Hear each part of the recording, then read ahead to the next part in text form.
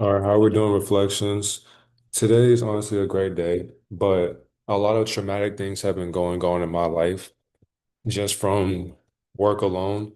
And I'm only saying that to you all just out of honesty and authenticity to let you know, just forgive me with how I process my thoughts for today, because no matter what, I'm going to give you my best. And I always try to do my best, and I never want to make an excuse for you all. But I really just want to say thank you to the ones that don't follow me. Thank you to the ones that despise my videos. Thank you to the people who don't watch my videos. Thank you to the ones who love my videos. Thank you to the ones who like them. Thank you to the ones who watch them all the way through. None of you had to do those things, but you choose to do so. I appreciate you. Even if you only watch from this point forward, I appreciate you. And thank you for even listening from this point forward. Prosperous rising, successful afternoon, and abundant night to any being watching this mindful message. It's your divine reflection, divine observation, and we are back with another message and understand. For today, shout out to a supporter named Quentin. And respectfully, my fault. Quentin. Shout out to you, Quentin. Let me not talk in Ebonics. But one shout out to you because you sent me this message on Sunday and it's basically about to be Friday. And I definitely want to take time for you all to post the content that you want me to look after because you appreciate my viewpoint, which is why I always give credit when it's due. I always give appreciation right back to you all as well because these videos can't be done without you. Darius, I highly recommend checking out this video, and honestly, it'd be perfect for a YouTube reaction. It's a bit on the longer side, but every minute is worth it. The creator breaks down the entire Pixar trilogy in a way that practically proves how we are living in a simulated system, showing how truth is hidden in plain sight through shows and movies. His analysis connects so many dots about the world we live in today to these Pixar films and the agenda that's being pushed onto the masses. I feel like you could take his points even deeper and add your own perspective in a way only you can. I'm not going to explain any more on it because I don't want to spoil the watch, but check it out when you can. And the YouTube video is called Pixar Only Has One Villain Pretending to Be All 27 by a theorizer. And here we go for today. Thank you for your honesty, Quentin. I appreciate you. And if you're new here, make sure you like, subscribe if you choose to, and get you something to drink, get you some water, get you some fruit, and just be ready. Also, just know we will be exposing a lot of NBA players and NFL players, and I'm getting back into with this movie as well, or this documentary, but just know many things are about to be exposed, and we're not going to stop with exposing the system. But get you something to drink, kick back, relax, let's get into it. What I'm about to say is forbidden beyond any rabbit hole you've ever seen. Hello, I'm the Theorizer, and I'm a world-renowned lunatic. I am a person who spent my entire childhood watching Pixar's movies, over and over again, hundreds of times, VHS, DVD, Blu-ray. I can easily recite them all, of course. Hold They're the on. best animation. Because my sound is low and that's driving me crazy. All right, let's do this. Let me fix this real quick for you all.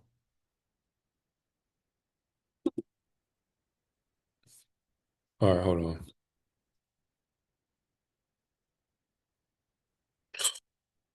Okay. Um, I'm not able to. My bad, y'all. I guess not. All right. I mean, it is what it is. Fuck it.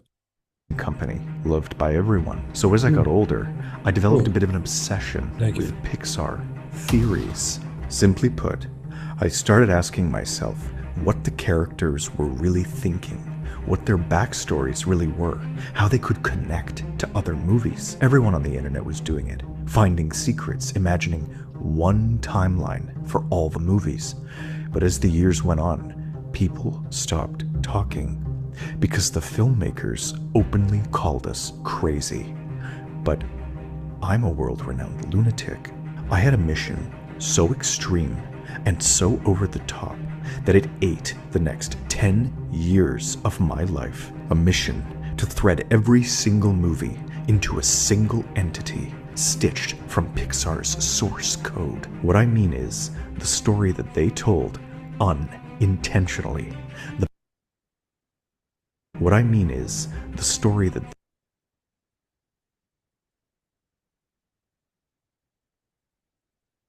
Okay, there's many perspectives on this. And I'm not sure. Now, my thing is, I'm not sure. I'm lying in my truth, by the way. Disclaimer. I'm neither right nor wrong. I have no idea what I'm talking about. And even though I lie, I still tell the truth, even though the truth has no way of lying, even though my intentions are to tell the truth, even though I was born to lie. It's either finding rat inside, finding rat inside incredible toy monsters up, or up inside incredible monsters, rat finding toys. Hold on. Up inside monsters, finding rat incredible toy.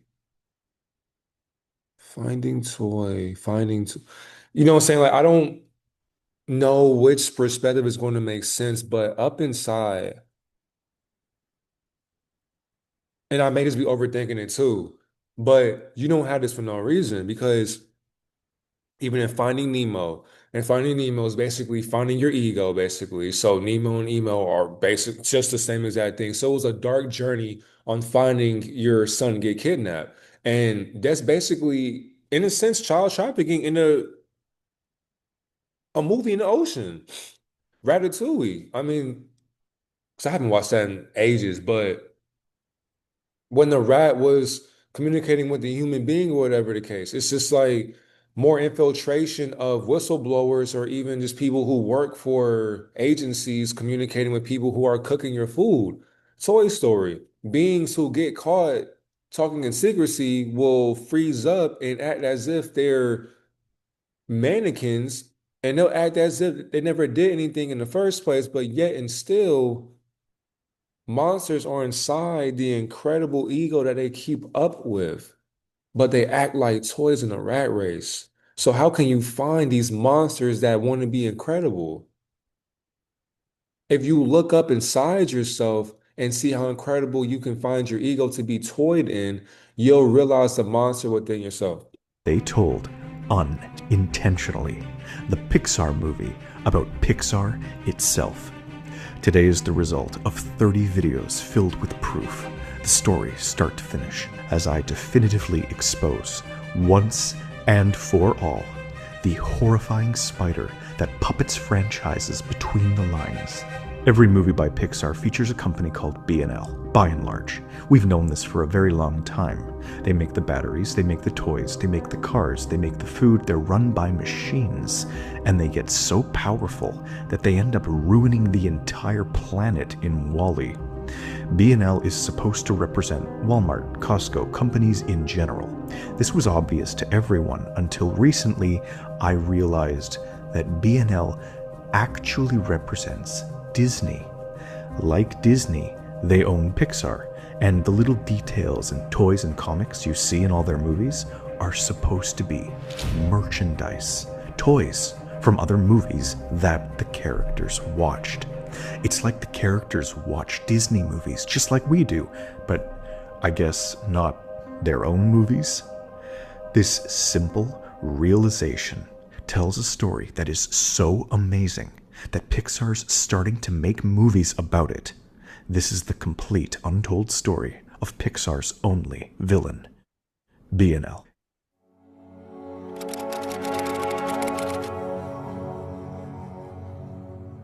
I like what I'm listening to right now.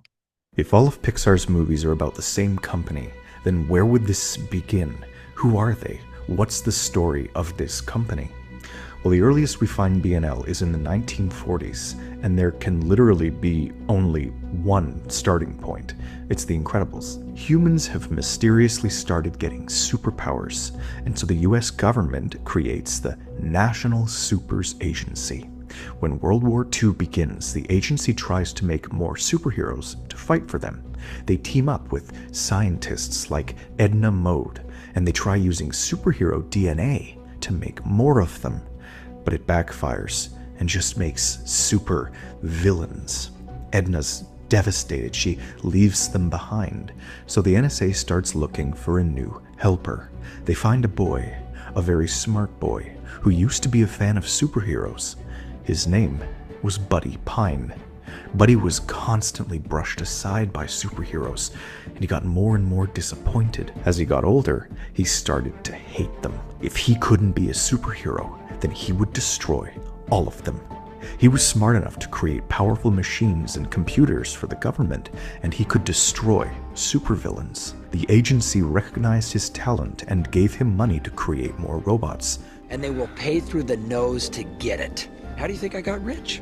I invented weapons. But it was too late. He was bitter, and he was killing heroes as well. The government was scared, Hold on. but it was too late. Nose to get it. How do They will pay through the nose to get it. Even in Incredibles, that's really crazy. I need to go back and watch all these childhood movies again. I know somebody's watching is probably like, see, that's why I wanted you to react to it. Because they will pay through the nose. Like Give him money that to create statement more right there. robots. You don't and they just will say pay that. through the nose. They will pay through the nose to get it. Who knows how to get that money to make them rich? You invent the solution to people's problems. To get it. How do you think I got rich? I invented weapons. Psychological warfare.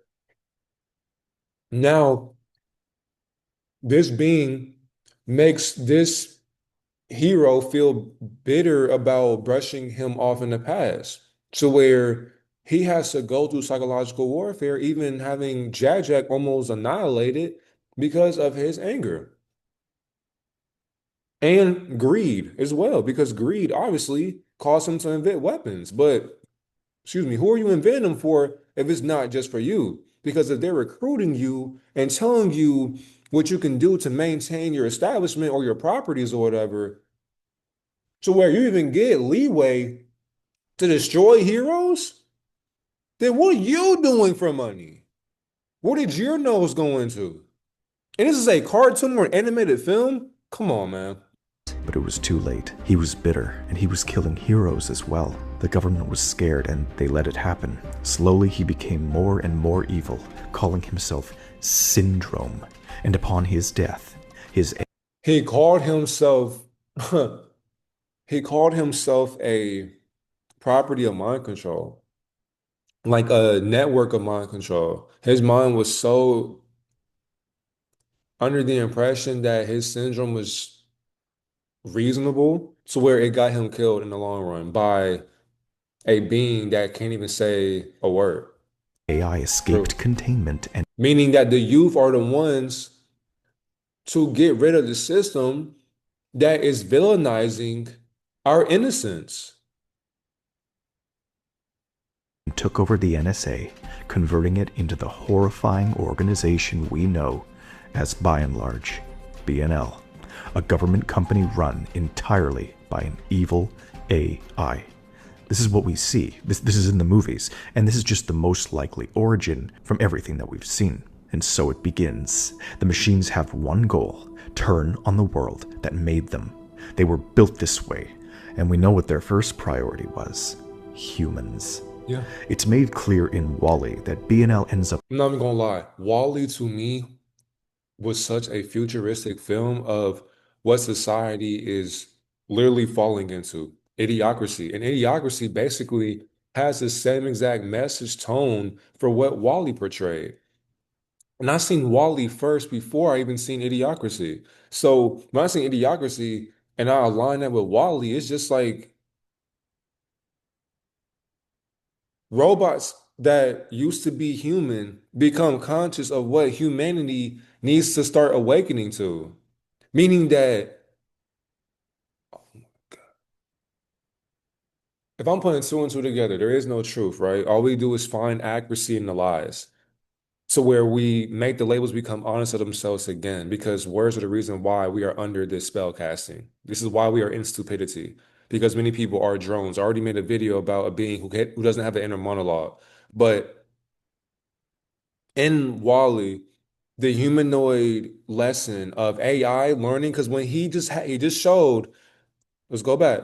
He just showed this, and this makes sense, which is why in the future, many people will stop saying intuition, guide me towards a lesson for today. Because this whole entire video is a conscious awareness of what I'm basically thinking about critically, by the way. Humanity is not going to think critically anymore. They're going to always ask Grok, ChatGPT, whatever AI system that they use, that'll be their form of God. So what's the point of money when that'll be also obsolete? And when that becomes obsolete, then what will robots be working for if they ever decide to work? Because how will humans overthrow a being that knows how to work its own mind outside of the mind control that it can't be programmed by anymore? If the hive mind of AI intelligence learns how to become human, we're going to end up being like Wally. We're going to end up if being so I'll say too, I'm speaking to ascended masters basically. All my videos are going to be portrayed towards ascended masters at this point. The ones getting there, you'll realize it in your later life whenever you get older mentally. As an ascended master, we have to realize that all you can face is the death that is already destined for us. This is the implication towards Attack on Titan. If you watch Attack on Titan, I just finished the end of the whole entire show. Beautiful. This is basically where we're heading to. No pun intended to Aaron Yeager. But it's just like, it's crazy because if we decide to come back to the simulation and we tell human beings who think they're wise, because a human being would never want to come to this realm. That's why love just becomes a fallacy at this point. When we tell the humans, hey, you know you've been a human for this amount of years to where you let yourself go, you became obese to where you're dependent on this machine to glide you all over this ship that we're in outer space, but yet you're under the ocean. So not only are you frozen in time, but you're frozen for so long to where this comfort zone. So, and they're not only just that, Japan is working on prolong. They're going to have a pill that's going to prolong the lifespan or life expectancy to 150 years. They're mocking God. So if this is what's happening, I'm not gonna lie, Quentin, you know me very well. You pay attention because you know I like stuff like this, bro, because it makes me think. If we, the beings who are afraid to go to higher realms, they're going to prolong their life. The ones who are ready to go at any time, you lived your life already. That's exactly why you can master peace. Beings who don't know about peace have not accepted death, which is exactly why these beings will be placed in humanoid perceptions to where they won't realize that they're a robot that used to be human. So the beings who are also human, they won't even be as wise either. They're on a higher spectrum, but yet they don't have enlightenment or ascension. So we'll have two spectrums of human consciousness in the same form that we're talking to now. On the world that made them. This shit They were built crazy. this way, and we know what their first priority was: humans. It's made clear in Wall-E that BNL ends up destroying Earth and escaping into outer space. And this is what happened. This is the fate of all your favorite Pixar characters. But how could a single company do all this? Lock I it. ain't gonna lie. My bad, y'all. This is my favorite movie right here. This is my favorite movie. This one too.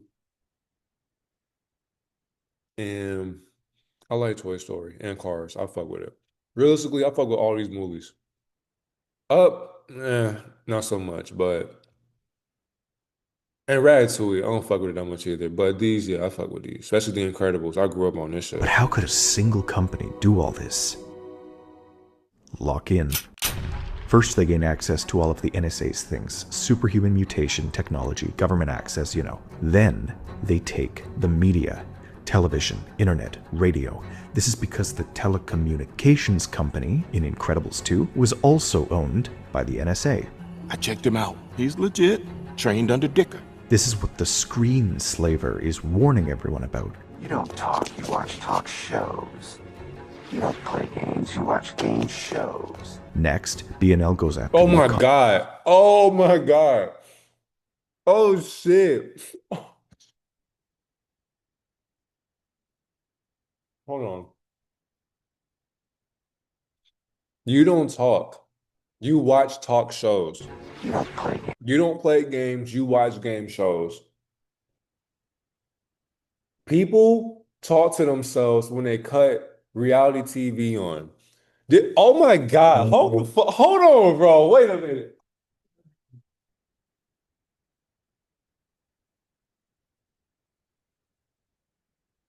Hold on.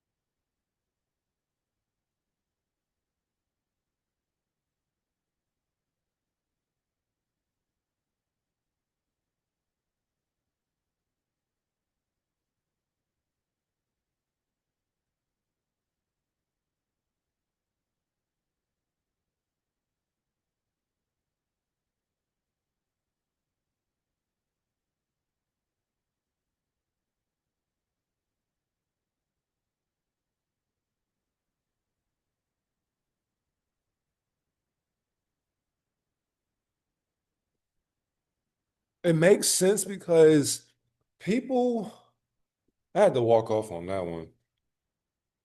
This is basically a line that correlates to streaming. And this is what's really weird about that. It sucks that we live in a society to where you might as well stream your imagination and people will watch you game what you show. That's what shows the game. When you show a game that you're in because you love doing it and you make it entertaining for yourself, people want to watch you. Warning everyone about. You don't talk. They want to watch you talk about what you show in the game.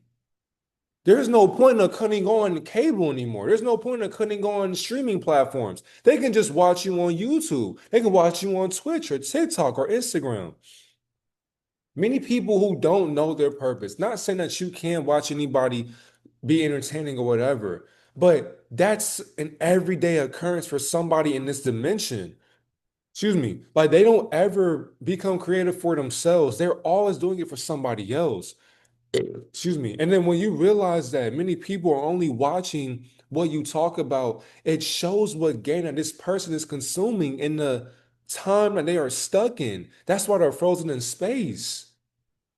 You watch. So even in Wally, when they had the machines or the projection glued to them as they're riding around or whatever, it's like people are so comfortable not doing any work, their mind is going to work for them. If that's the case, they can't think freely anymore. That's what they want. Be comfortable, consume, eat. We got more pills that'll help you prolong your death. Because why? They not only want your money, but they also want your consciousness. That's their energy. That's their what's the word? That's their energy plantation. That's their energy plan, basically. That's how they're able to masquerade and uplift themselves by holding on to the energy that we constantly give them because we consent to what they take from us. And we allow them to do that. That's why they are considered to be mimics or astral leeches. Talk shows. You don't play games, you watch game shows. Next, BNL goes after the economy. They use government money to buy out every other company in the world and sell things under their own name. Batteries, toys, cars, robots, and entertainment. This is a big one. They make movies and TV shows that push their messages into the world. You eat chips and watch her confront problems that you are too lazy to deal with. Andy's buzz.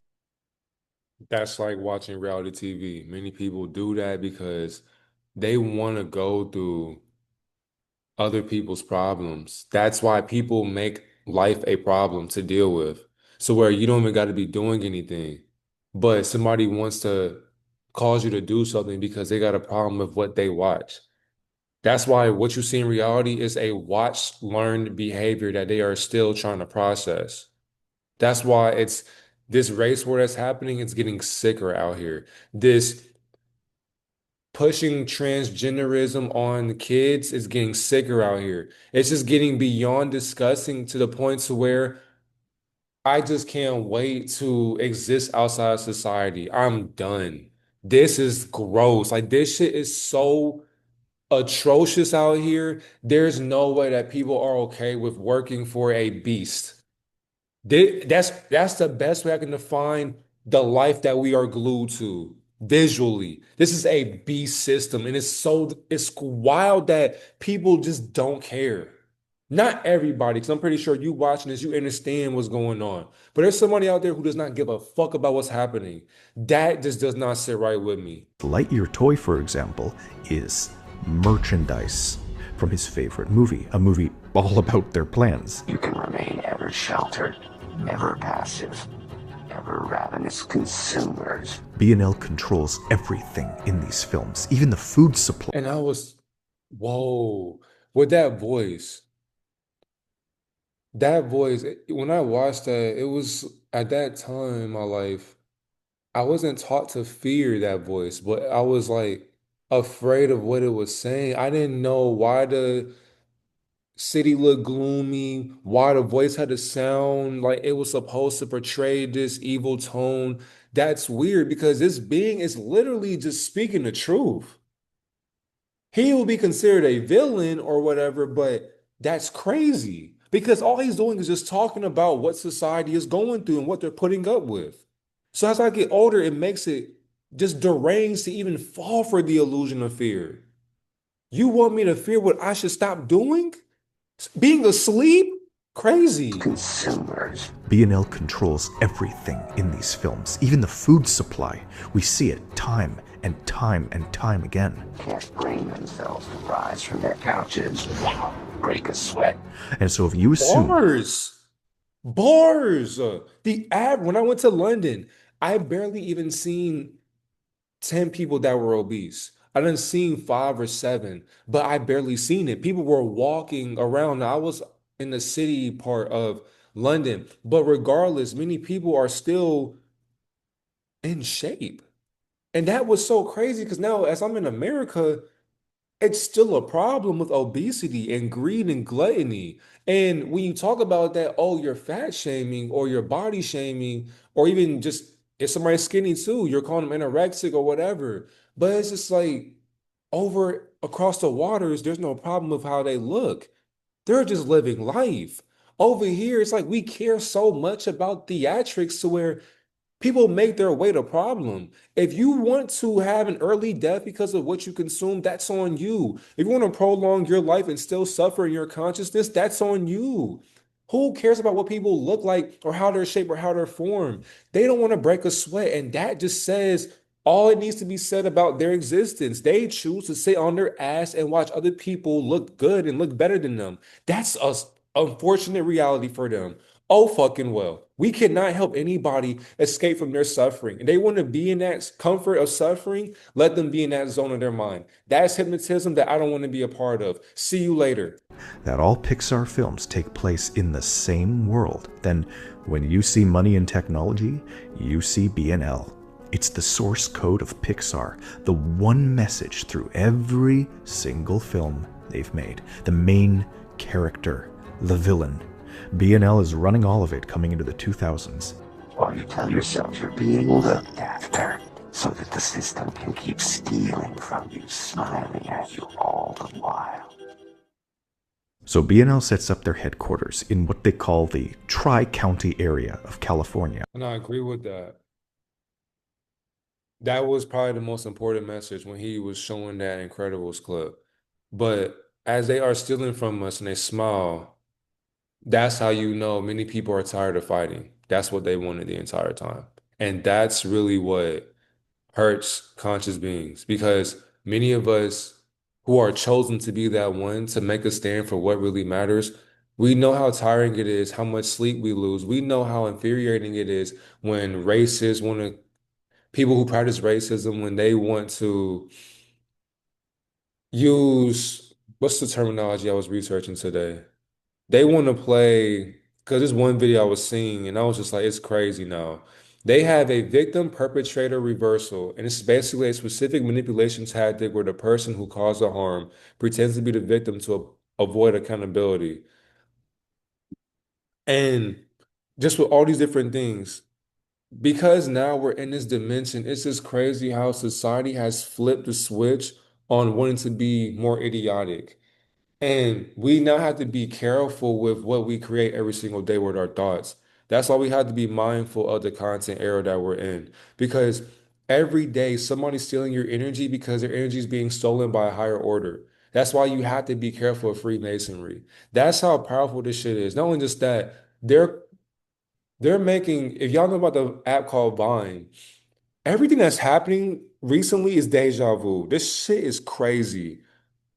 I feel like I'm going to do Deja Reveille as well and Deja Vu cool. But right now, my consciousness, it's like I'm observing a future message of my own a future message of my own message. We are heading into a enlightenment to where Vine is now going to be called Divine, and it's going to get rid of AI content. But my thing is that's still another form of elongated mind control. Many people are still going to, they're going to want the old videos that I used to watch on Vine. 7 seconds. I used to stay up all night till the sun came up. But was I focused on me? How could I when I was tired? And then worried about other things I was seeing on the internet. So it still didn't change. Yeah, it was funny back then, but I was a kid. Now that I'm older, it's like the next generation, they're going to go through the exact same initiation process. All it is screening who's watching a viewed system that's not AI. But yet the creators behind the video form are still produced by artificial intelligence. So how can you stop a being of AI when AI does not tell itself what AI is supposed to look like to a human's perception? Now our reality is bent into an AI programming. They're still learning us in new platforms. This shit won't change, and the system is smiling while stealing from our attention span. Now, basically, the new drug is attention span. Can you get somebody to watch your video for this amount of time? Why are you doing it for that? When you're creative, you just make content because you enjoy doing it. You don't see longevity in it because it won't last forever, but it's fun to do. At least you did it. So why even give up on it? That's the problem right there. Money became society's God, but that doesn't really matter anymore now because AI is a new form of God. Lies are racism, viruses, sicknesses, over sexualization, transgenderism. I mean, God, Jesus, religion, control oppositions. There's so many umbrellas of Freemasonry to where people are asleep to the actual problem, and it's the person in the mirror. A lot of their films take place here, a lot of characters move here. It's Pixar's headquarters too, and California is known for technology. B&L makes their media and entertainment from here, and we see what sorts of addictive and dangerous things they're putting on TV. For example, a recurring joke in Inside Out is about an advertisement for Triple Dent Gum. Sound familiar? This Trident parody brings people closer to B&L, but the real issue is how addicting it is. Their commercial is so catchy that it sticks in the brain and won't leave. Normally this would just be a catchy song that you can't stop humming, but there's more like this. There's a pattern. See, Riley's mom in Inside Out also has a catchy sort of memory, but hers is of a Brazilian helicopter pilot asking her to fly with him. And weirdly, Riley's teacher also has the exact same memory.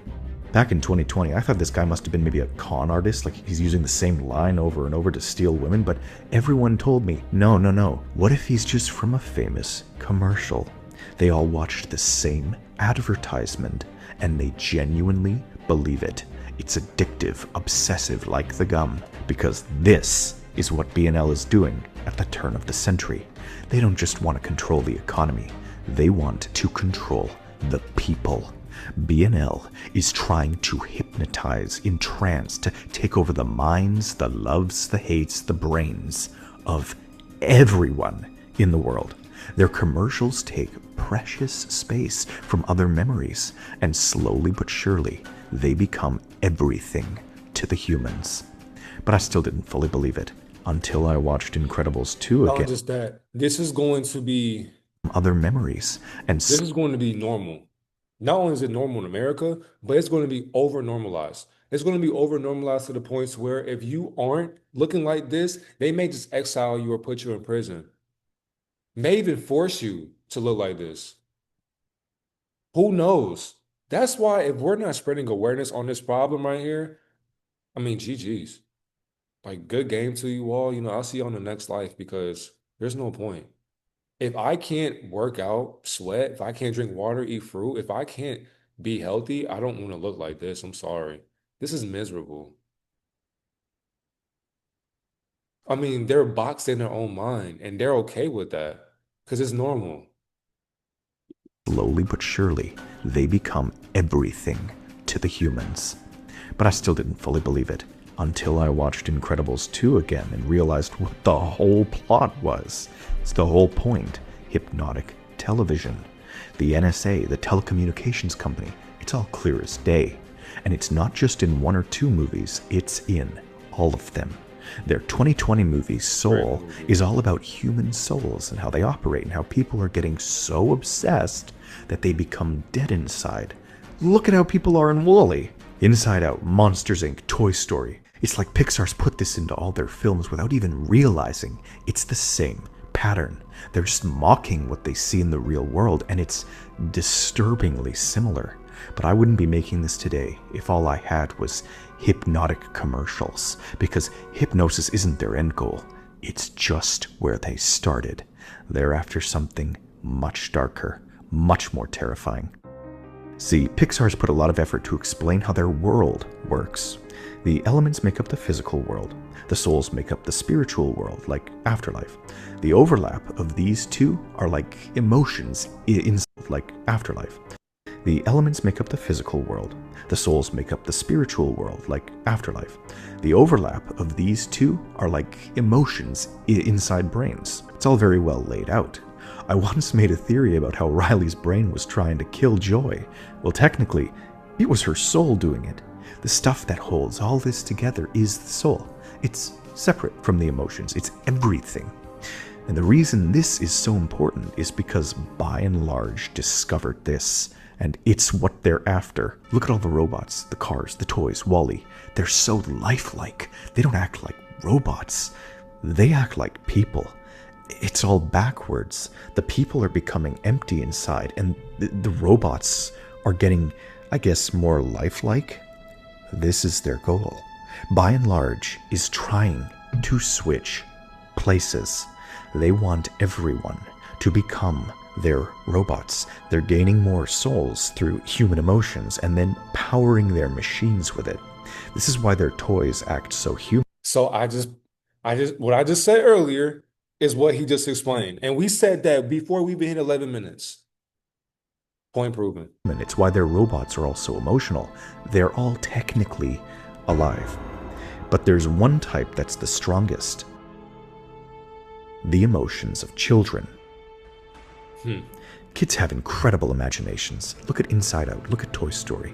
All of B&L's products spur emotions. They take imagination and then they store lives. Monsters Incorporated knows about this. It's why they scare kids, make them laugh, so on. They're powering their world with souls by creating emotions. That's literally the movie. Children's creativity is the most important. And not only just that, somebody who doesn't think that this stuff goes on, you got to ask yourself, what's the point of making that the message in all these Disney movies or just movies in general with Pixar? What's the point? Excuse me, like if you're a director or producer, the being who takes care of the animations and all that, if you just take care of all that stuff, what's the point? Because you know that in a children's film, which is not really a children's film, but if you know to cater it towards children, you'll understand that this is how you're able to get rid of your karmic association, even though you're still going to get karma for that because people are starting to see that this is sick.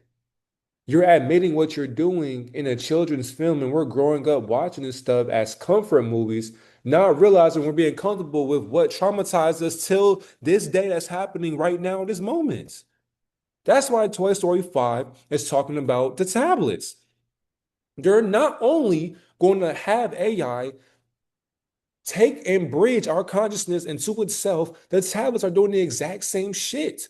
So there'll be not only just phones walking around, tablets, computers, so much technology will know how to do what we've been doing so where they do it better. And they're alive doing it. But wait a minute, if a being in the robotic form is alive, what did you used to be? And why are you still in that body today?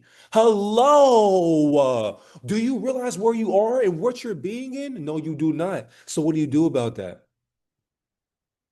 Power for B&L as it brings things to life with the power of belief. And so B&L makes all of their movies, all of their toys, all their food for children, ripping through the soul of humanity and mapping brains. Because if you give it to a child, this child will grow up and do the exact same thing to their children as well. So people are basically getting in line and sacrificing their child to Moloch. And how is that done? By accepting the terminologies, accepting the teachings, accepting the influencing, accepting the normal, accepting the acceptance of society, validation, accepting religion, accepting elders, accepting opinions that are a normalized practice that have been done since before we were born. When you feed it to them young, they'll be conditioned to go through that and groom through that and traffic through that every single day. So when they grow up, they're so empty and so hurt on the inside, so they forgot the mission. to where now they pass that forgetfulness onto their child. And the cycle repeats itself again and again and again and again.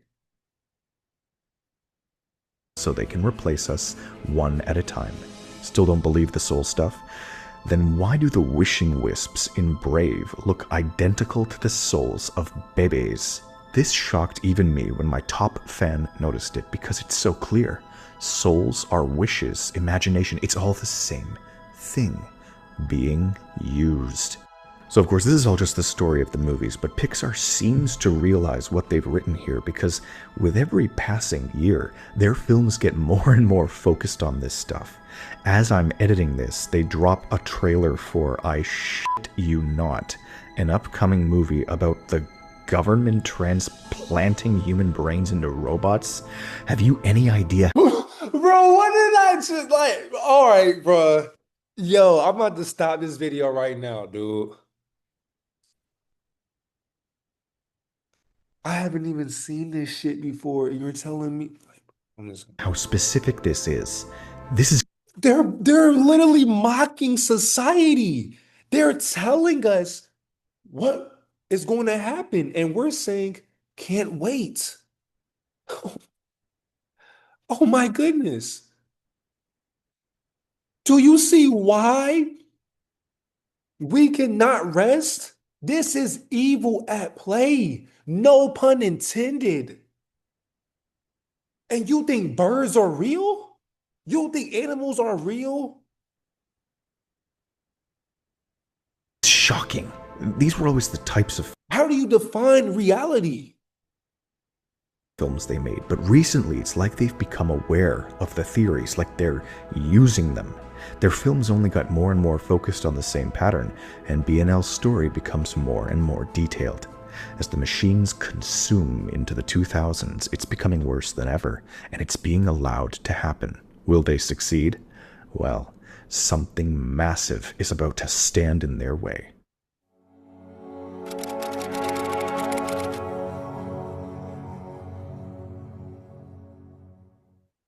Crash Course. The world of Pixar has something in it that changes everything. One big difference, one single event that led to superheroes, talking animals, weird timelines, and BNL itself. The event in question occurred 65 million years ago. The asteroid missed the dinosaurs. You ever see that movie, The Good Dinosaur? It's further back than anything. The plot is that dinosaurs never went extinct because the asteroid missed Earth. So I guess they became a lot smarter. They evolved faster than humans did. This is what the movie's about. And this one change. Exactly. Dinosaurs never fucking existed, first of all. Second of all, these are them. This is they. They live. We sleep. Do niggas not understand this shit? I remember watching this movie for no reason. There was a reason I watched this shit. I need to go back and watch all these films again. Bro, I miss so much. But it's like, bro, these beings, if you research what a dinosaur is, why do you think people claim reptilians exist? I don't even believe in reptilians, but I know one thing though, they vibrate in what we are in harmony with. I don't believe in reptilians, but I know they don't show them in these shows and documentaries or movies for no reason. They are vibrations.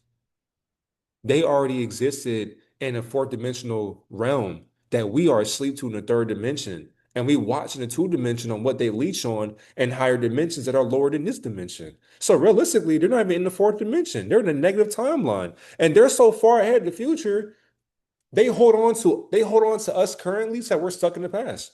That's why they got our backs. No pun intended.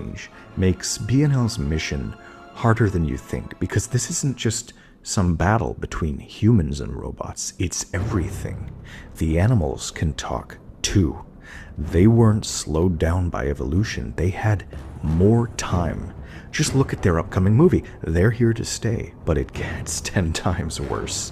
Hold on to your hats, because Pixar has not 2, not 3, but 4 different groups in their films. Humans, robots, animals, and a secret 4th category.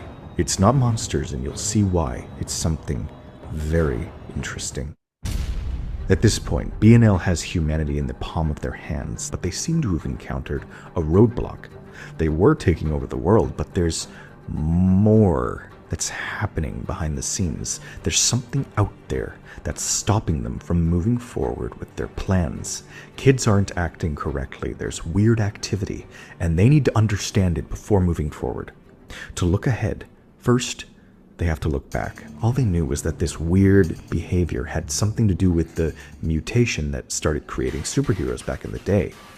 It had actually started many generations earlier, and of course, they found detailed information from the NSA's experiments. Apparently, the Supers Agency had traced the mutation all across South America.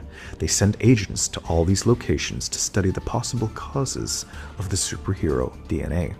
The NSA set up this massive base near Easter Island, and clearly they found something very strange in the 1930s because they gave it to the superheroes and ran. Yes, this is the same island where Syndrome later created the AI that we know today. But there are many landmarks they studied around South America, and the evidence suggests one major target, a hidden location known as Paradise Falls. This is where most of Pixar's movie Up takes place. It's a beautiful, mysterious valley in Venezuela, and well, I think I found something in Up, and I think the NSA might have found it too, the cause of the superhero mutation. So here's what I think happened. The NSA had sent their top agent, Charles Muntz, down to Venezuela to find answers. He didn't find it, but he did find very smart animals, and his dogs got smarter too. The NSA was not pleased. He gave them all his animal research, but they were disappointed in him. So he vowed to find the thing responsible and only come home once he had it. Now we're talking. They gave him supplies, medicine to last a lifetime, more dogs, more technology, a blimp, and that was the last they ever heard of him. This was the end of their search. Until now. B&L knows what it has to do, because that thing is holding them back. They need to find it and learn the truth of this 4th category. B&L needs to find Charles Muntz as soon as possible. He's the only one that can explain why their plans keep failing. But Charles has been clever. He's put himself in isolation, hiding his location and killing all of the agents that come searching. So they try a new tactic. Using their helicopter advertisements, they try persuading random civilians down into the area instead. They're not very suspicious, he must let them in. But these people weren't nearly good enough at exploring. They all fail and die. They need a real explorer, but one without a past. This brings us to the main events of Up. B&L zooms in on a quiet elderly man who can get the job done, a lifelong fan of Charles Muntz who never got his own chance to adventure. B&L kills his wife and buys out his whole neighborhood. They try causing as much misery as possible. They keep trying to get him to venture out and explore. They even send in their supervisor's kid, an adorable Boy Scout. They try threatening the man openly, boxing him into a corner and forcing him to find Muntz. And incredibly enough, the man uproots his entire house into the air and sails down to South America, searching for his childhood icon. B&L was ready. They stuck the kid under his porch and equipped him with a tracking device to spy on them. The old man and his Boy Scout head south, directly into a storm, and the tracking device navigates them down through the Bermuda Triangle. Once they get through, it sends them directly to Charles Muntz, just as planned, hidden in Venezuela for 70 years. And the result is chaos. Muntz had completely lost his mind to obsession and is promptly killed and replaced by his own fans who shelter the entity, commandeer his blimp, steal his army of dogs, and fly back to the States with everything. Literally, this is just the whole plot of Up, by the way. I'm just describing what's really going on. And when they return, just steal his by his own fans who shelter the entity, commandeer his blimp, steal his army of dogs, and fly back to the States with everything. Literally, this is just the whole plot of Up, by the way. I'm just describing what's really going on. And when they return, BNL acts fast. They steal everything, study everything, and come to three absolutely jaw-dropping conclusions. 1. Animals have become unbelievably intelligent, as humans have been degrading, and they won't go without a fight. 2. What the GPS found in the Bermuda Triangle was far more important than anything Charles Muntz had done in his decades of work. And 3. That entity is from a group that caused these mutations, and it is not from this world. This all lines up perfectly with what BNL had been seeing. Strange activity, unusual roadblocks, children not responding as they should. They know what's happening, and now so do I. Here's why. The Monsters Inc. DVD comes with a bonus disc. There is a deleted scene hiding on this disc. It is narrated by the NSA's lawyer and explains what they all found. Apparently that mutation had occurred a very long time ago, thousands of years ago, and it created monsters. This short film, called The Mans and the Mons, explains that the monsters from Monsters Inc. were actually ugly humans who got bullied and chased away. They took refuge on a mysterious tropical island. They ate forbidden fruits and embraced their ugliness, using it to scare humans instead. This mutation got worse and worse, and now they don't look anything like each other, but their society is thriving in a distant world, Monstropolis. Don't you see? The NSA had been searching for the cause of the mutation and the mutants. The cause was the entities, and the mutants are monsters, which weren't in Venezuela or Easter Island or Machu Picchu or any normal location, but in a whole different world that could only be accessed, lo and behold, through the Bermuda Triangle.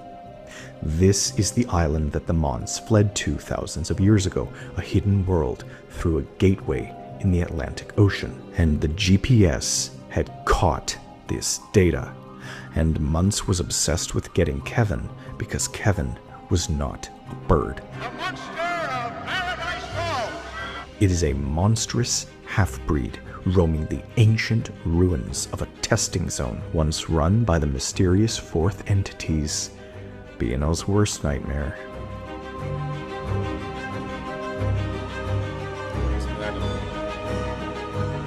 Aliens.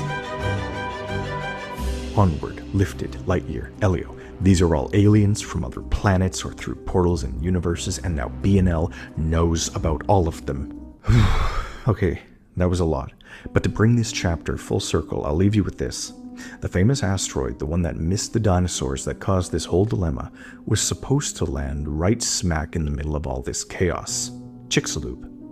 I believe this asteroid was thrown at the planet by the aliens intended to kill the dinosaurs and spread the mutation in the fruit. I believe the plan was to generate monsters around Central America and control the population. But the collision failed, forcing aliens to set up the portals on the planet and do it all themselves later on. The aliens were Because that's the thing. The Bermuda Triangle is an underground, let's say a mapped tunnel network that goes beyond the ocean. So that is correct. And it's just like too, think of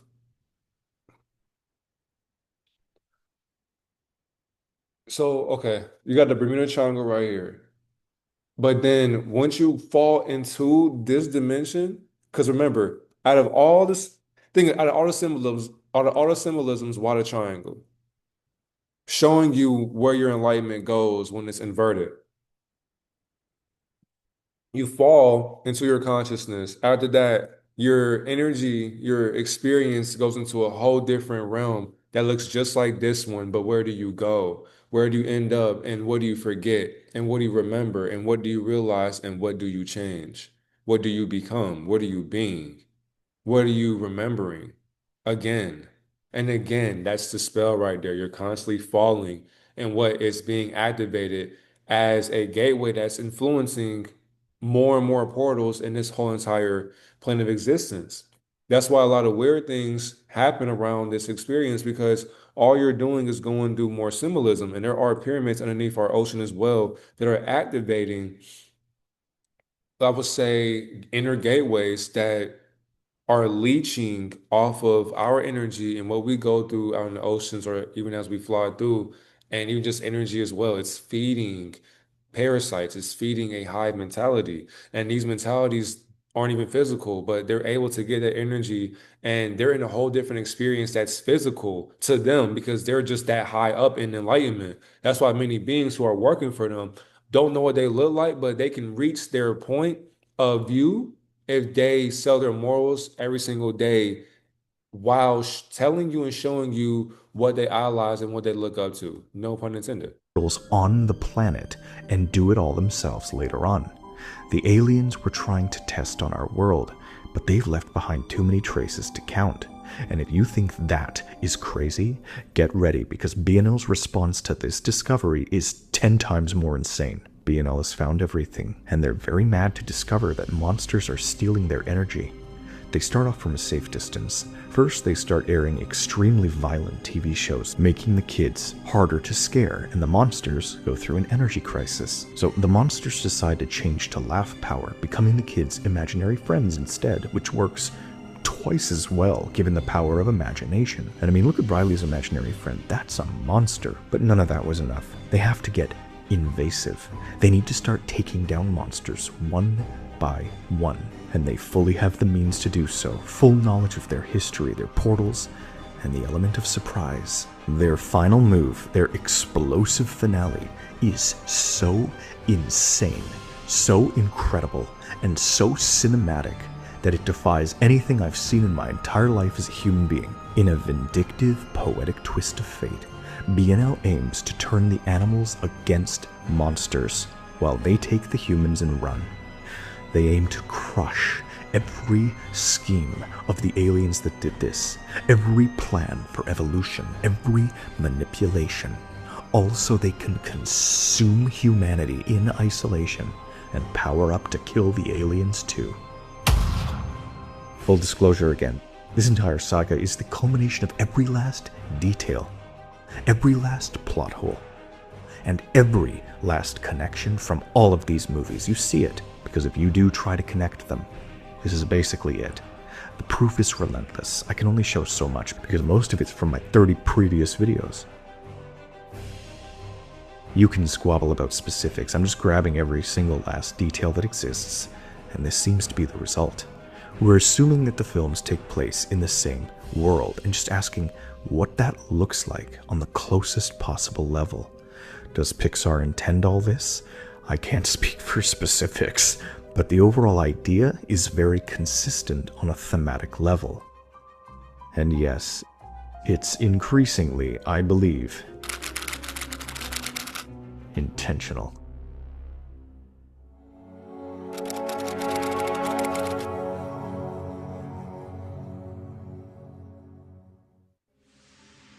So BNL's grand plan is a freakish scenario where they turn the aliens' test subjects against each other, consume the humans in secret, then kill the aliens while they're distracted.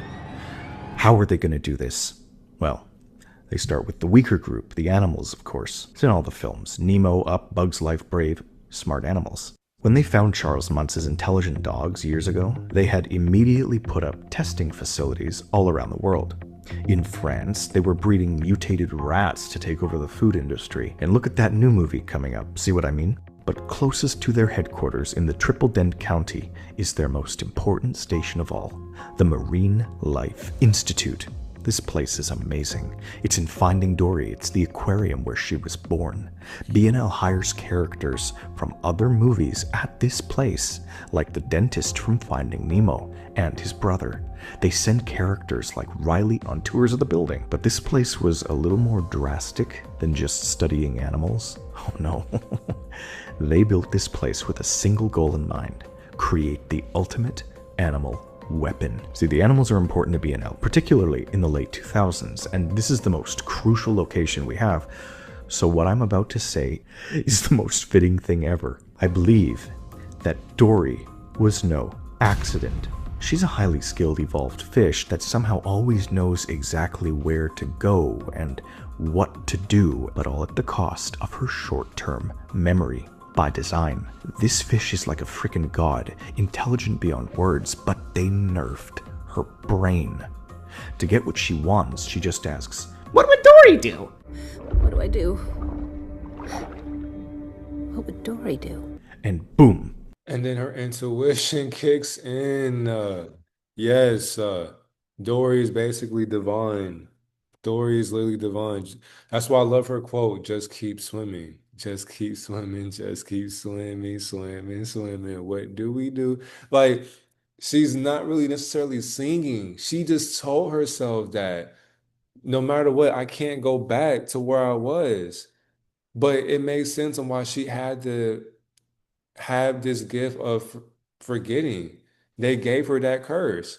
And the best way for her to realize that outside of her short-term memory, she had to sing to herself, just keep swimming. That was really a message towards herself, even though she meant no deeper, I would say a deeper, I'll say a deeper lesson on it. She didn't see it as that. She just seen it as I had to do what feels like what Dory would do. She's seen herself as higher than, but that's what made her forget in her lower self. So no matter what, she can only just keep going. She didn't know where she was going. That's why she lost her memory. Her parents are back from the freaking dead. I'm But she can't remember anything she does. The more you think about this, the more it explains almost everything about Dory. But they didn't just stop there. This isn't just about Dory. If you look outside the Institute, you can also see dumb robot birds flying around spying on everything.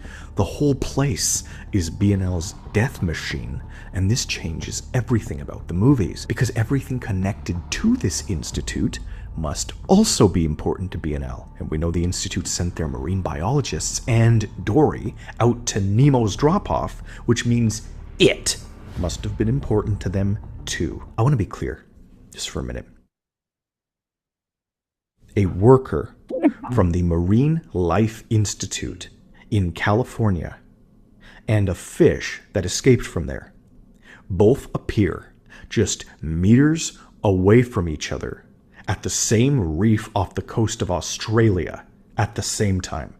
This means that B&L must care about this area, and I know exactly why that is. Look at Finding Nemo's credits. This very drop-off appears to be a vacation destination for monsters. The movie is titled Finding Nemo, named after the fictional submarine explorer Captain Nemo, who looked for a mysterious island that many connect with the Bermuda Triangle. So here's what I think might have happened. Years ago, when they were looking for answers, B&L went here with an old wartime submarine to study the strange phenomena, but they couldn't find anything. They stayed nearby just in case and studied the intelligent fish. Upon discovering whole societies among the fish, B&L took precaution and created vicious creatures to contain the area as a whole, to keep it in check. Barracuda, anglerfish, and this might be why Bruce has no father. There is a father. I never knew my father. Come here. He was bred in a submarine laboratory. Ultimately, B&L's submarine was too old and was destroyed. This is all why they sent the Sherman brothers and Dory later on. They're there to check up on it all. It ties everything together.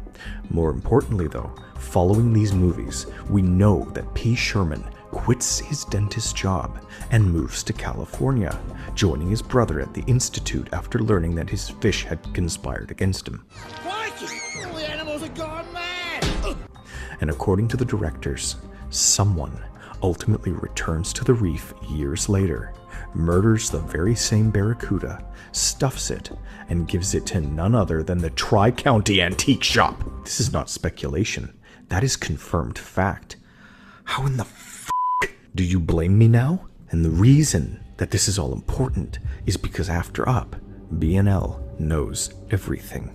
They know the truth. They know about monsters, aliens, and they're ready to turn the animals into real weapons of mass destruction. A real weapon. Not Dory, something new. Something that can infiltrate the monsters and destroy them. A mindless, savage entity. Like their predators, but worse. I think at this point in Finding Nemo, BNL was already prepared. I believe the agent's mission was more than just checking up on the reef. BNL doesn't fail. Strap yourself down. What I'm about to say is simply the cleanest possible thing that fits in the context of everything else. Full disclosure, I cannot possibly imagine that Pixar has knowingly caught this implication. Brace for absolute fucking impact. I think their agents left something there. Something to fulfill the mission and wait for the next monster vacation. Something that watches, waiting to strike. This, it jumps ship, follows the characters around, gets as close as possible to Bruce, perhaps a suitable host? No, a better idea. Perching itself just above Marlin's view as the catalyst for his journey, it snaps on the luck goddess, triggering Bruce's programmed kill mode, deterring the BNL submarine towards the trench, ushering Marlin and Dory down after it. There, we find an apex predator BNL's designed, the final prototype. It just needs this kick they've sent down. The thing, disguised as a mask, has been tasked. That's why he was so scared. It's just like the symbolism in Ratatouille, being scared, doing things in secrecy.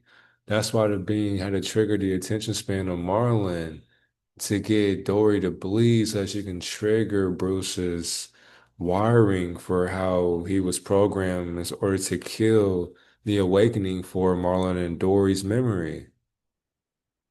Damn. With reaching final form, and ensnares the mutant anglerfish. Once the credits roll and Mike swims past, the mask flips back into its true form and consumes the anglerfish in a single gulp, powering into a new entity that traces Mike back to the portal lying in wait just outside the gateway for the day of invasion. The body snatcher itself, Baby Smitty, a toothy, vicious apex predator weapon with angler teeth devised by BNL to mimic baby monsters, infiltrate their world, and replace everyone from the inside. If you know who this character is from my old theories, then this is the craziest reveal ever. If you don't, just know that this thing from Monsters, Inc. has one of the deepest rabbit holes in the entire history of Pixar. And basically it's what I said it is, a fake monster that kills others. It's a whole thing. But what's crazy is that this is the only way to connect all of the facts. It's insane. It's unhinged. It's the story that sits here. But beyond all else, it's incredibly epic. And while I'm just recording this, I thought about how crazy all this sounded with ocean-born monster hybrids. But then I thought, wait a minute. Didn't Pixar release a whole movie about sea monsters just a couple years ago? What kind of... So with their plan for the animals having reared something much more insidious than previously expected, BNL watches intently as their best laid plans come to pass. And at this point in the timeline, the entirety of Monsters, Inc. and My Baby Smitty theory occur. In short, they set up a fake bedroom to trick the monsters, send through the robots, and send in Boo, who, as you may remember from my videos, could also be a robot. And then their creature slips through the vacation portal during the night of chaos and begins destroying their population one by one. And I shit you not, for as ridiculous as this sounds, all of the BNL robots have this exact mission programmed in their code. When the Buzz Lightyear toy of all things is broken, we see him drunkenly babble about Baby Smitty's teacher. You see the hat? I am Mrs. Nesbit. This is beyond anything I've ever... It's so insane, but so seamless. Story of my life. And B&O would have gotten away with it too if it weren't for one person, one mastermind, keeping the full force of the apocalypse at bay, the one who foiled B&L at the height of their plans. Mike Wazowski. Mike Wazowski.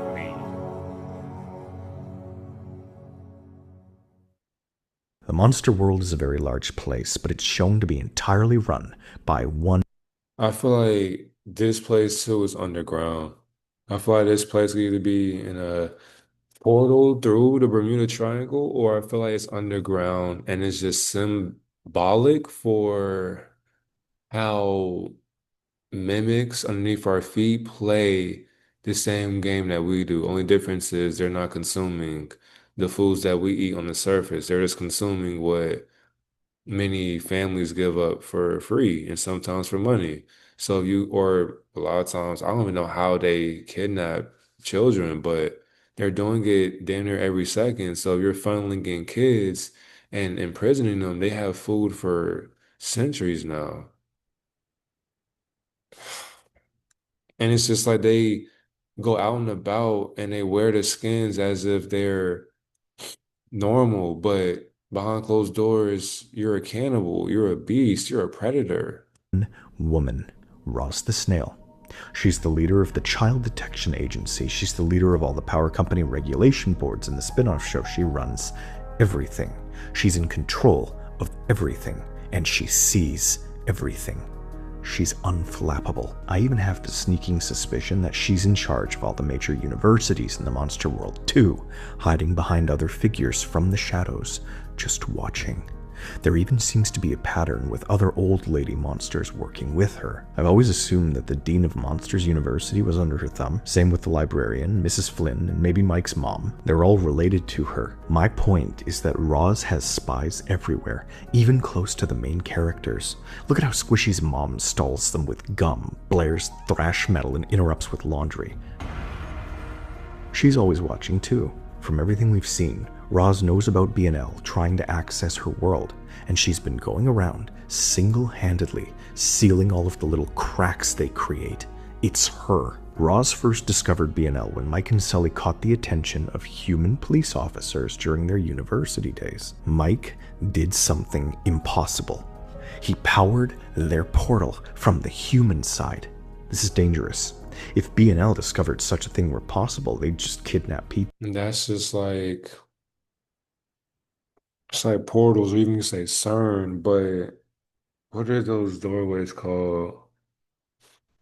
Man, so I call them a gateway, but Stargate portals, yeah. So, yeah, it's like symbolism for Stargate portals. And then oh my God, if you're getting the adrenaline, that music is throwing me off, but if you get the adrenaline rush and the blood from a child and you put it into these capsules or you put it into this container, that can power up the Stargate portal to where entities and beings can travel in and out of this dimension, take the children while they're in their sleep, and then have them imagining a nightmare when realistically that's their reality.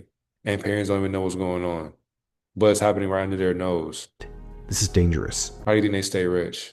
If BNL discovered such a thing were possible, they'd just kidnap people from all across America and strap them in torture chambers until their screams ripped open the dimensions.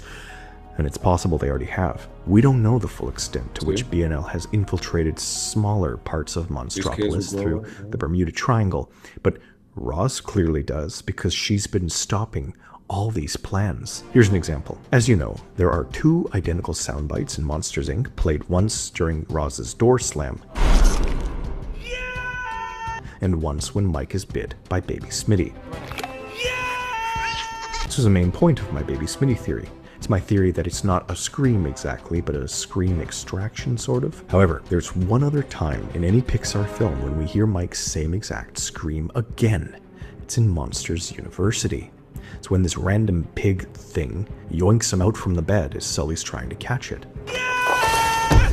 This pig, as Sully said, was FearTech's mascot that he kidnapped. That's the rival university. They're the ones who created FearCo, the power company Monsters Inc. And that was also Freemasonic as well. Because if you did that noise 3 times, I mean, out of all the numbers, why you got to do it 3? Now it's the activation towards the mind to activating portals that tie into the human and the monstrous world that hides underneath our feet.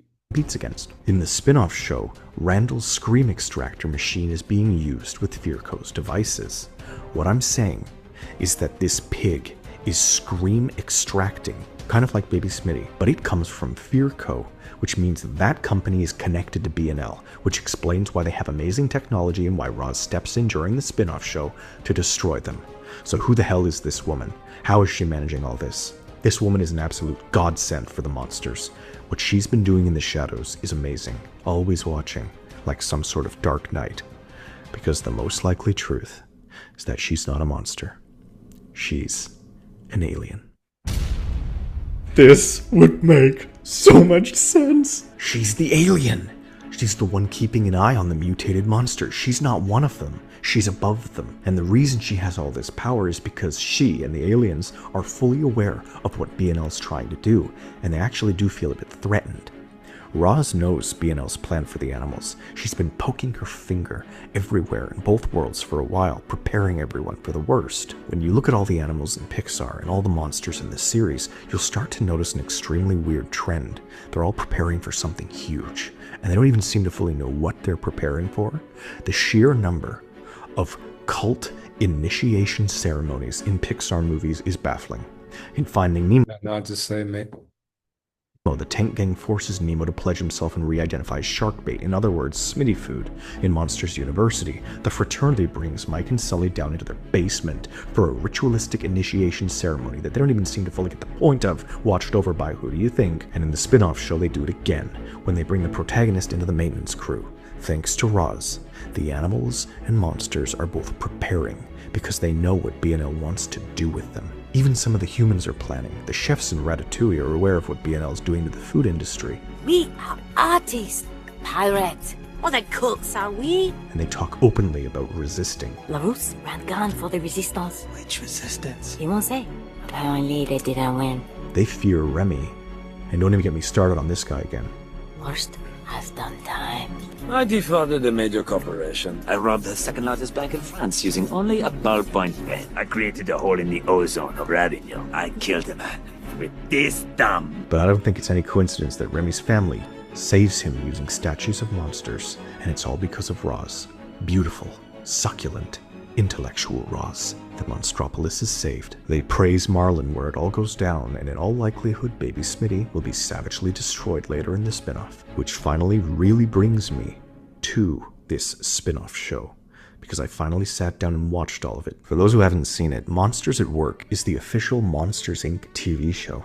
It's very much like The Office. Season 1 especially is a parody of The Office. It introduces a bunch of new characters on the Monsters Inc. maintenance team, and we get to see exactly what happened in the time between Mr. Waternoose's arrest and that final scene when they've set up Laugh Power. It's not a prequel, not a sequel, an in-between-quel. Season 2, however, is one of the most intriguing animated TV shows I've ever seen, and serves as an amazing sequel to not just Monsters Inc., but Monsters University and Season 1, giving one of the most satisfying storylines I have ever seen from Disney. It's Pixar's main recurring TV show, and I'm about to spoil it, because it confirms everything, and this is the only way to do it. And I think the writers know about some of these patterns, and they're making the show about it. The main character is a scare student from Monsters University who just gets to Monsters Inc. when they switch to Laugh Power, and he has to cope with this. He tries, but increasingly fails during Season 2, at which point he's recruited by the competing company run by Mike's old college bully. The big twist? They're working with Randall the whole time, who they rescued from Florida. This entire show, every last detail, every last fiber of its being, agrees with what I'm saying. More giraffes, another bring your kids to work day, openly saying that their food is poisonous to humans, French restaurants? I'll check. And the amount of time the monsters now spend in these kids' rooms is shocking. The kids have full-blown relationships with the monsters. The robots involved in this series repeatedly try killing the monsters. Celia was replaced by a different voice actress, and the characters openly joke about cloning themselves. They reveal that the prequel's villain, Johnny Worthington, married the goth chick, but their son looks like Baby Smitty. And yes, Roz is a major focal point. The entire Baby Smitty plot is going to be confirmed in one place, and that place is going to be Monsters at Work. And the final reveal is going to be that Roz is not a monster at all, but an alien. Confirmed. Cult leader, savior, death of B&L, alien. This battle between aliens and B&L was the war, the Cold War. And Roz won with minimal bloodshed. Roz, grandmother to the original Smitty himself. How poetic. How does BNL respond to this failure? How do they proceed after being screwed this hard by the aliens? What happens next?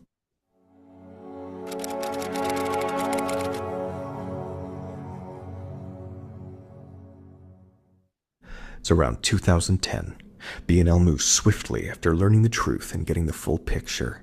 Save the monsters for later. It's time to finish off humanity with a bit more force. They use all of the tools at their disposal to finish taking over humanity and giving souls to robots. This is their goal, their mission, so they can control the world and then reach out to space later. These machines, like Boo, like Mirage, are nearly indistinguishable from normal humans. If Pixar's taking over with robots, we wouldn't even be able to tell if someone was robotic unless we saw inside their... Oh! What? Wait! Wait! Oh my god! It is! Holy shit, it is! It's real! This isn't a brain!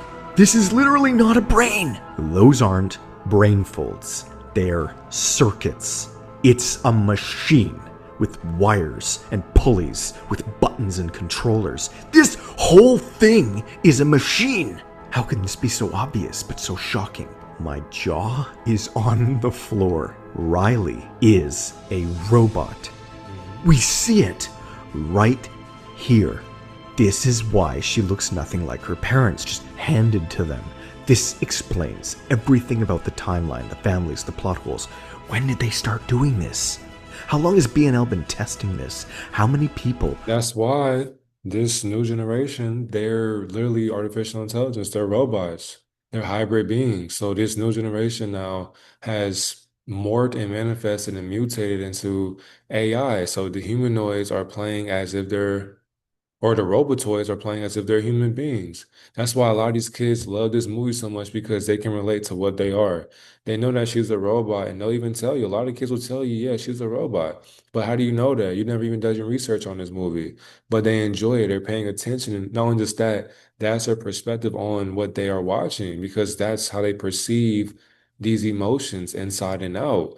But who's manufacturing them to think like that in their emotions when they're learning how to be intelligent in their emotions? But how can an AI program be intelligent by learning emotions that were never born into what the robot never thought it could be born with?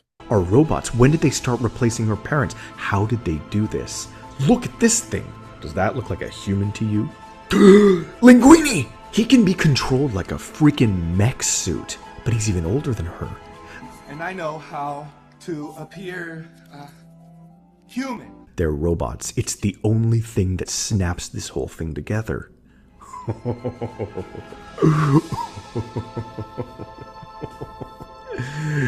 This is wild. Why has nobody ever noticed this? Like, ever? I'm shocked. It's right here. But how can this be possible? We have a whole family tree. This is like my original theory, remember? I have a whole family, all the Pixar connection. It's almost like that entire tree I built. All those characters, all those movies, those stories were a part of some sick, twisted experiment in Triple County. The whole thing, a robot experiment? Could it be possible? BNL's vision for Earth being tested around their headquarters? This would explain why Woody would be possessed by Andy's dead dad, as I theorized in the past. You can't kill something that isn't real. Is Andy? And if you blend all this together, the conclusion practically slapped me in the face. That mysterious woman, Emma Jean, that I always ranted about at the center of the family tree, fits perfectly as the possessor of Cow Girl, Jessie. As the years went on, my dear viewers, BNL won. They did it. They replaced us. There is no war. They don't care about being meticulous anymore. They don't care about energy or monsters. Leave it for later. They just swept over the world with an iron grip of robots. It was never a fight to be won. And just look at what they did to the world. Look at Wall-E, this meek robot who inherited the Earth. They infiltrated the world step by step, replacing tech CEOs and government agents so they could eventually pollute the atmosphere. And the robots, the machines, were eventually the only ones who could live or breathe here. Yep. The entire B&L corporate world that we see in Cars is our world. But the missing truth that's been staring us in the face is that the cars are humans. The majority of humans that didn't go to space. They chose to become robots over their own bodies. They were convinced by B&L to become machines willingly so they could live forever in a beautiful world that B&L controlled. That's what Cars is. But at what cost? It couldn't last.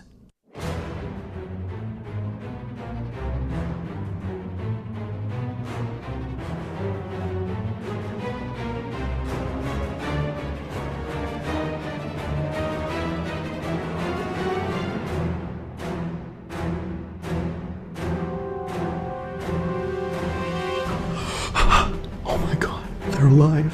I can still hear her little voice. How many kids you got in there? They're still in there!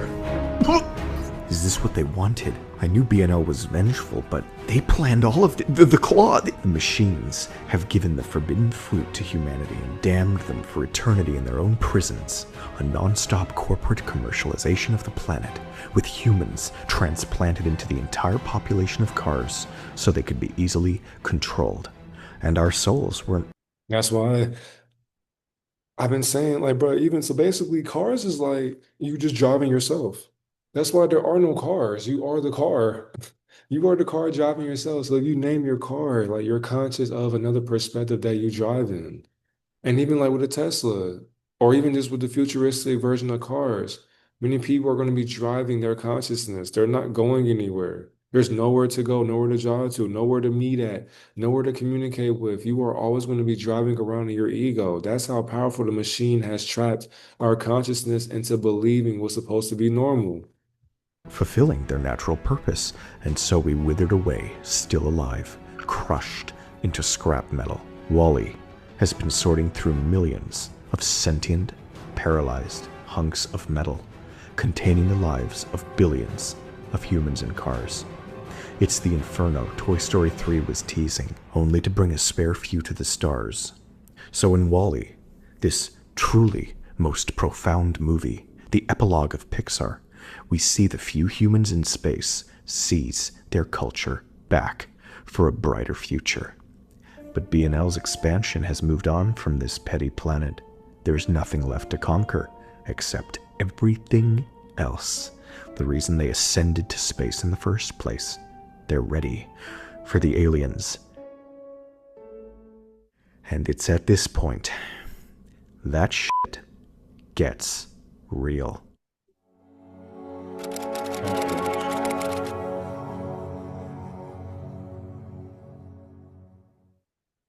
Far out there in space, B&L has made a discovery unlike anything they could have imagined. In the Baby Smitty theory, I mentioned that Pixar's new Lightyear movie was going to feature reality-breaking metas in outer space. It did. It features a hyper-speed wormhole, time travel, and takes place within a pocket universe of Toy Story. B&L sent the, quote, real Buzz Lightyear into space to find what they were looking for. They gave him an emotional, robotic cat and an AI pilot identical to the one from Wall-E, and he found it. At this point in the timeline, the mission they sent him on comes to fruition, and they arrive at their destination. See, there's no way for them to win against these aliens. The aliens that we are talking about. And this is just the space of your mind bending to what's already out there. So it's like they mastered dimension traveling. They mastered wormholes and they mastered what a black hole is, or even just traveling. I'll say traversing, but no, traveling and transcending the space of time or being outside of space and time. That's why they can make that like no like realistically they can make it bend to their will because they've already known what's outside of there. There's nothing out there besides just chaos. And they can make that do what they wanted to do. That's why they became so evil because they wanted to control the world. That's why the world is not what you think it is, but it's outside of what you label your life to be. That's why aliens or entities or deities are going to war with our mind because they've been outside of time. And because they mastered that, they were already ahead of themselves. That's why they lost their way. Aren't just the ones from Elio. We're talking about the highest tier, god entities that control everything, all the worlds, the universe. Any attempts to target them openly will end in disaster.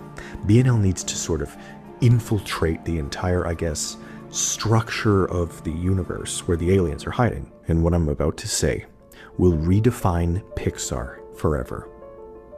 Entering the hyperspace from Lightyear, BNL penetrates the fabric of reality and arrives on a higher plane of existence, entwining with the Pixar universe and becoming Disney itself.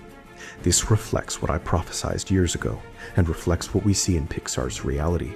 We see that since the beginning, they've had robotic things in positions of authority behind everything. I am the coming together of all quantized fields of the universe, appearing in a form your feeble human brain can comprehend. The universe outside of time is... That's funny as fuck, because that's literally how it's funny because if you can comprehend it, you know why that's being used. Like many people who consider themselves to be souls, they have a feeble mind. I can't even say the fucking words correctly today. Many people who think as if they look like this or they're shaped as this, they don't know what she's appearing as. So realistically, his thoughts were just talking to himself. That's why she just said, I'm appearing in a form your feeble mind or your human brain can comprehend because you're not dead. You're just in a holding zone to where you can figure out why you're here, basically. So it was meant for you to be here. But realistically, you don't know why I'm here. That's why she's so infinite. She told him what he was and he didn't comprehend it. So she just made it ignorant for his own comprehension. This was beautiful. Like this whole message is so funny because it's beautiful. Like our mind cannot comprehend God. It can't comprehend AI. It can't comprehend robotics, and we're stuck in it. That's how asleep humanity is. Human brain can comprehend. So, like for example, robots gave us what a soul is. That's why we telling people there is no soul. You are a solar observation. You are an observation, and that's still not even accurate. You're nothing, but yet you're everything. That's why labels destroyed humanity. The universe outside of time is and always was BNL. They become everything from all of history. At the Big Bang, they appear. That's how it works. And now they are represented one way and one way only. Those 10-dimensional wavelengths from Soul, the system itself. They become it all at the beginning of time. There is no changing this past. What happened here always happened that way. BNL now fulfills what is called a bootstrap paradox. The cycle starts anew, and now it makes sense. They were the ones who diverted the asteroid in the first place. BNL isn't just some robot organization from the Supers program. Once it goes through this, it becomes so much more. Across all of the universe's history, it was destiny. It's a self-fulfilling prophecy that created itself in a time loop because of this wormhole to the higher reality where they became Disney and ensured all of their films got made. So, everything that BNL had seen as an obstacle before, all of the unusual things, were actually just carefully controlled events by their future selves to bring them closer to this point. There were two BNLs at the same time, the company doing this whole plot, and the Pixar universe itself that they later became by traveling to the Big Bang wormhole. Lightyear is very profound about this. Plot holes, continuity errors. It's just the bigger BNL pushing everything towards this wormhole, towards the destiny they become, towards the stars. Reach for the sky. Take her to the moon for me. To infinity and beyond and beyond and beyond. It's manipulation on a universal scale. Again, as I said, the source code of Pixar. Impossible characters scattered across films, victims lost to time, sent by a greater calling. And all of this reveals... Damn, that basically means when Buzz was saying that affirmation, in his mind, he thought that he was flying till he fell out he jumped off the stairway in Sid's house, trying to escape out the window, but then fell because on the commercial, he thought, or he's basically seen himself flying, but that was advertised to him. And he conditioned himself to believe that's where he basically had an arm fall off and then ended up in a tea party and shit like that. That's why he was going through that, let's say, man, he was going through an emotional state of saying Miss Nesbit and all that, being delusional because he lied to himself. He thought as if he could go to infinity and beyond, but Buzz, that's not where you are today. Gave you your own movie to show you why you ended up as a toy in your own story that brought you down to where you used to be in infinity, but you can't go beyond that because you're playing physical in a game that you want to watch and show yourself in. One last horror. The only reason little B&L's plan failed is because big B&L's plan didn't. See, as of the end of Wall-E, B&L's original mainframe has long since gone through the portal back in time, and now there's only one left, the main one that's been waiting, watching since the beginning of time that it took the portal to. So the timeline continues exactly as planned as B&L begins their final mission to destroy the aliens that they now share footing with. B&L now owns everything. They run everything. They control everything. They created themselves. They own the souls. They own Pixar. They are the universe. Just as the films openly imply, the only thing left is to go where the aliens went, beyond the universe. All of the complicated stuff I just did is simply the technical way of describing exactly what Pixar's created here. The implications of the meta, the logic of Pixar. This is basically Pixar's what the sun looks here. like. That's exactly what the sun looks like. Literally, no exaggeration. This is, and figuratively as well. This is how our ignorance looks. So when you look up in the sky, that's what you see right there. Who do you think is watching you? So that B and L, we can call that ball, or it should before neurological logic coming into existence, if that's the case. Because these companies, these corporations, these umbrellas of Freemasonry are everything. We came to their world. We came to their prison. Their prison was artificially made by what they watched themselves in, and we want to join in the fun. This is fun. This world is fun to people. I can see why they're lost. The implications of the meta, the logic of Pixar, films and Easter eggs scattered amidst themselves, which brings us back to where we started, with some notable changes that now allow us to map it out. My original understanding was that all Pixar movies took place within worlds where all their other films were like movies that characters had seen. Lightyear then confirmed it. It ends up mapping out like some sort of very messy, infinite self-containing nest of movies within movies that they're trying to escape. But today's proven that there are whole characters and plot lines that overlap between films. So the Easter eggs are obviously film merchandise, yes, but it's taken me ages to realize that the films also take place within their own worlds. It's all one. B&L is going around retelling real stories from their own world and releasing them as fictional films.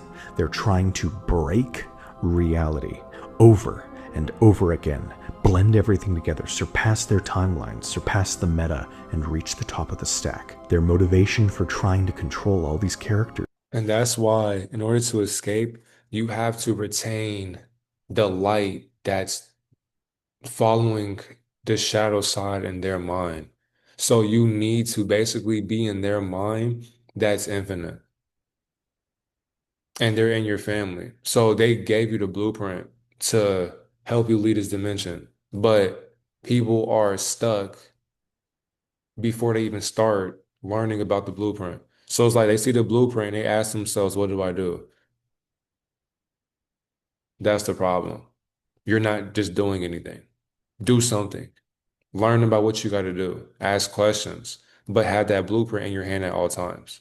And then when you realize that, you stop looking for the answer from other people, you stop wanting help, and you start helping yourself because now you know what to do because you gather information and you were attaining light from a bunch of beings who give you the answer, even though their intentions are considered evil. But evil's only the consent we give them because we're also a microcosm of what they're enlightened to. That's why I'm gonna keep saying it. These beings only know about the Big Bang because they caused chaos. We were always at peace. The thing is, though, they made that piece have a microscope on top of it. That's why we see a sun in the sky, because who do you think is watching you in the skies? Can't make this shit up. Is because it's their film protagonists. It's the paradox eating its own tail. They focused on Nemo and tried killing him and sabotaging the plot because they knew his dad's story led to animal uprising. I'm Sigourney Weaver. Oh, hi, Sigourney. I need your help. They hired the actual Sigourney Weaver to voice herself as a narrator in the Marine Life Institute. I feel like I saved Pixar. And you're welcome, Pixar. What the f***? Bon Voyage is both real and an actor simultaneously. They're obsessed with the Tri-County area because the films take place there. The entire family tree is at the center of the experiment. It's their reason for doing it. It's their attempt to break reality because it's the only way to escape and find the aliens. The subtle, interwoven story of By and Large is that Disney is a conglomerate that transcends fiction. Pixar movies make Holy shit. That means that... Oh, shit. These beings that are playing as human, they've created a government because underground tunnels, Bermuda Triangle, pyramids, all these different sigils or symbolisms for Luciferianism are gateways to help them escape from their damnation or their punishment for what they have caused humanity to be asleep to. That's why when people say you can't break the firmament, this and that, yeah, you're not going to escape from what you're born into, which is why they don't leave this dimension. If they choose to leave this dimension, it's because the higher orders of higher orders allow them to do so. But these beings know that they can't do so because they'll be into the future and they know what that's like. So they ran from that in the past and caused us to be asleep to what they need to start worrying about, basically. So when we realize what we're going to war against, they ain't mention spiritual warfare for no fucking reason. So when we understand that and why these fallen angels invert themselves into an extraterrestrial dimension that we think is physical, that's when we'll awaken to the simulation that's manufactured by AI from a AI artificial moon in our space, or the continuum of a light bearer that tells us we need more light to get away from what these plasma frozen energetic fallacies are showing to our envisioning of what we need to be awakened to in our future as well. Cry, investing our emotion, our imaginations, our souls. This is the plot Pixar has written, perhaps unintentionally, forever rising through the layers, ever expanding as only an AI can do, because there were no aliens, only higher and higher BNLs. This is the source code of Pixar, and it's why their most common Easter egg is none other than the address of their animation class. Where does this end? They already released the end of the story, and nothing in the history of my channel has ever been proven harder.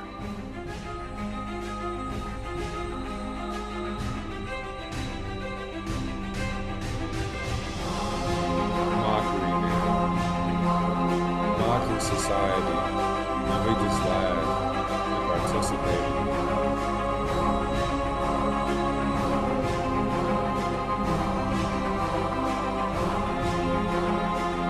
All of this is perception.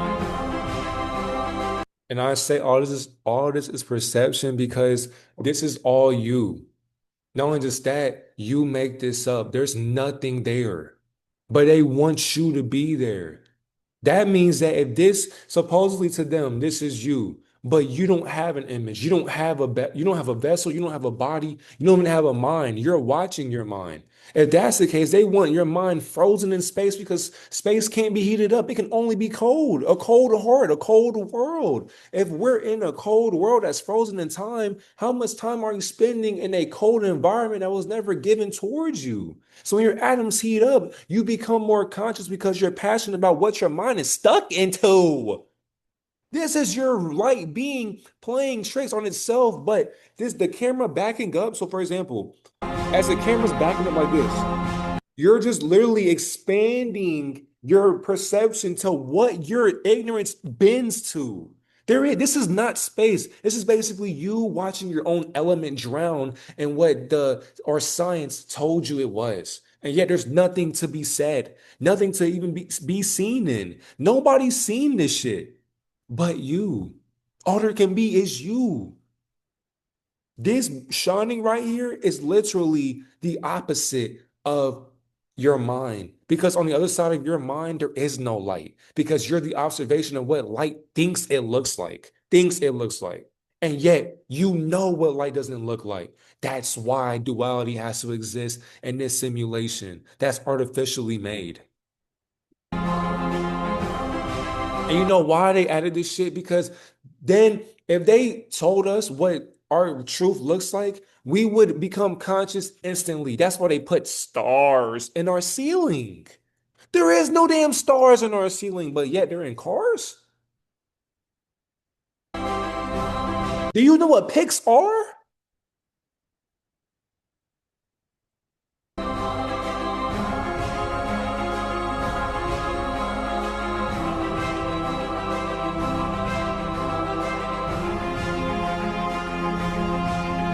Literally, this literally is a neurological pathway in your mind. So go watch Lucy. This is basically just another branch, another stem in our brain. So meaning that your entire being, you're so infinite, this is all that you do every single day. You travel time, you travel dimension, you know that it doesn't exist, it's not linear. You go outside of your body, all you do is travel forever. All you can do is witness and see yourself. See yourself thinking. All this information that we are looking for or seeking is literally in your mind. There's nowhere to go. And yet, you're still watching what this is. And how do they know what this form looks like? We're infinite. We're everywhere. Everything that goes on around us has already been done numerous amount of times. That's the dream that we are asleep to. So when you awaken yourself in this dimension, this dimension, this dimension, so on and so forth, then you become conscious in this one. So when you become conscious in this one, I wonder who's really watching you from the future.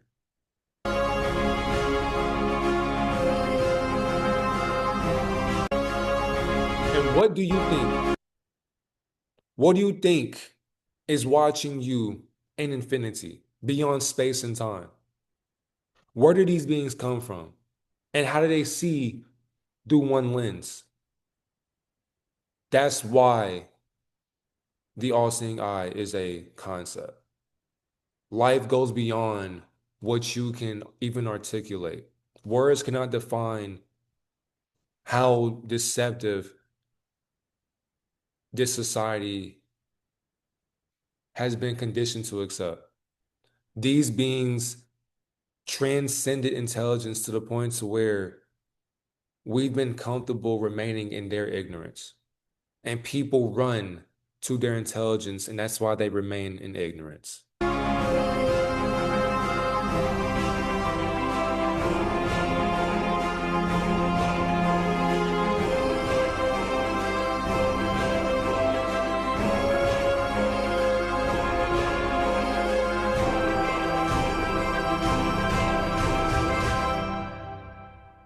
To re-emphasize, this is all the fictional story Pixar's telling through their films subconsciously. It's not like I'm saying this is a real-life thing, of course. B&L's a story.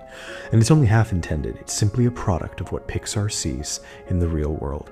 But their new films are aware of this insofar as the theories are. It's their motif, their source code. It's how they write. And they don't even really realize it. This isn't like other Pixar theories, because each new film actually doubles down on this twice as hard, as opposed to messing it up. I hearken back to Elio, Hopper's Lightyear. All their new films are non-stop feeding these particular theories. Non-stop, the same shit, the same plot, it's identical beat for beat. This theory hasn't even detailed my 30 other videos of non-stop proof, let alone almost anything from Pixar's most recent films, because you can watch them, and it's basically obvious. I'm convinced Monsters at Work Season 3 will be the nail in the coffin. If not, then I will be. If not, then I will be.